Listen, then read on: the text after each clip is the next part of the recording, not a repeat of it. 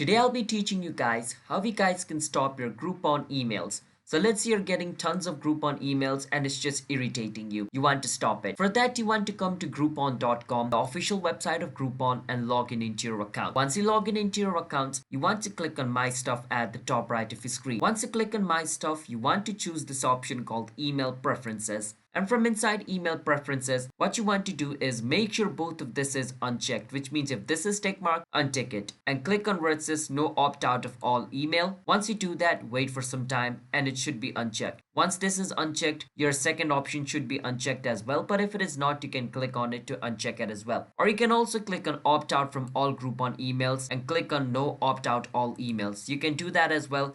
And both of this will automatically be unchecked. Once you do that, click on save and click on where it says no opt out all emails again, and basically all of your new setting will be changed. And just like this, you can stop your Groupon from emailing you or unsubscribe from Groupon email. So if you guys found our video helpful, then hit the subscribe to our channel one step for future videos like this. I'll see you guys next time.